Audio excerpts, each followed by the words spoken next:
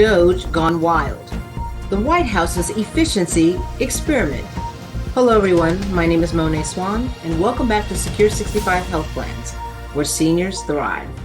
Today, I want you guys to grab your popcorn because Washington is definitely putting on a show. And this time, the star of the drama is DOGE. No, not the meme coin. We're talking about the Department of Government Efficiency, the latest brainchild of the Trump administration. Its mission? To streamline the federal government, or as some might say, go on a full-blown bureaucratic demolition spree. Now, DOGE has one strategy: move fast and break things. And boy, oh boy, are they breaking things. From slashing federal jobs to ghosting entire agencies, this office is testing just how far it can push the legal boundaries on governance. So let's dive in and see just how efficient this efficiency experiment really is. DOGE's greatest hits, or should we call them misses?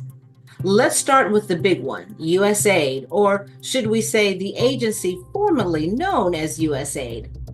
DOGE decided this international aid agency was a little too generous for its liking, so it essentially put it into administrative limbo. Workers were sent packing, programs halted, and now USAID is kind of like a TV show that got canceled mid-season with no series finale. But wait, here's more. DOGE has also been swinging the axe at federal jobs.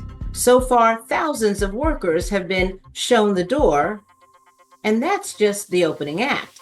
If DOGE gets its way, we're looking at a government-wide workforce reduction of epic proportions. The Department of Education, well, slashing 50% of its staff, around 1,900 jobs gone. The Department of Veterans Affairs, planning to shrink by 80,000 employees. The Department of Defense, looking to send 55,000 civilians packing. Social Security Administration, downsizing by 7,000 workers.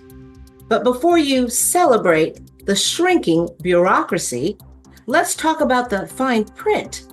You know, the messy legal stuff. Because DOGE's speed run approach to government downsizing is running into some, let's call them technical difficulties. Legal battles, DOGE versus the courts. Turns out slashing jobs and defunding programs isn't as simple as hitting the delete button on a computer. The Supreme Court, yes, even the conservative-leaning ones, had to step in and say, actually, you can't just ignore Congress and withhold foreign aid money that's already been spent. And in another twist, a lower court just ordered the White House to reinstate 30,000 workers who were let go for being on probationary status. That's right, 30,000 people just got their jobs back, like the world's most boring yet consequential reboot. But don't think for a second that DOGE is giving up. Oh no, they are doubling down, hoping that the courts will eventually hand them a big old rubber stamp of approval to keep slicing and dicing the government payroll. The next phase? Doing things by the book. Kinda. Now that the Wild West phase has hit some roadblocks, DOGE is shifting gears. Well, sort of. Instead of totally ignoring the bureaucracy, they're trying to play within the rules, at least a little. The new strategy? Reduction in Force Initiative, RIF. That technically, well, follow protocol, but still end in pink slips. Slashing office space. DOGE wants to cancel hundreds of government leases and cut down on Uncle Sam's real estate footprint. Agencies are scrambling to figure out what that means for their actual jobs. But who cares about the details, right? Here's the kicker though. A lot of these cost-cutting moves might actually cost more in the long run. Some leases will be renegotiated instead of canceled. And let's be real, legal battles aren't exactly cheap these days.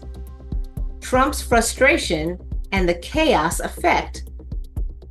Word on the street is that the President Trump isn't thrilled with how slow this whole thing is going. Shocker, the US government doesn't move at tweet speed.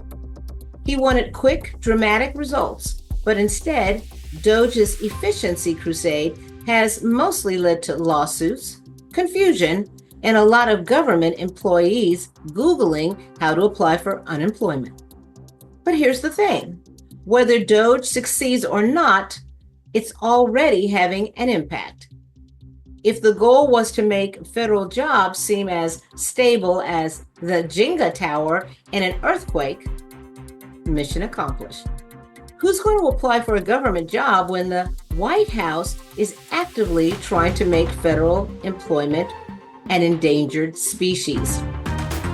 So what's my final thoughts? Well, what's next for DOGE? So what is next for the Department of Government Efficiency?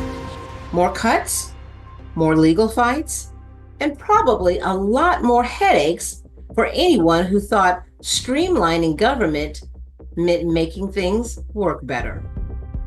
For now, DOGE is proving that efficiency isn't always about doing things well. Sometimes it's just about doing things fast and seeing what sticks.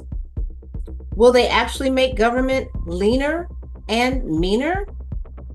Or will they just create a bureaucratic mess that takes more time and money to clean up?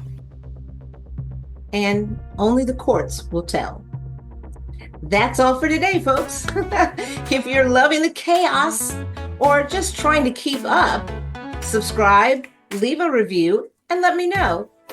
Is DOGE fixing government efficiency or just making a big mess? I'm Monet Swan. See you next time here on Secure 65 Health Plans News, where seniors thrive. Secure 65 Health Plans, where seniors thrive.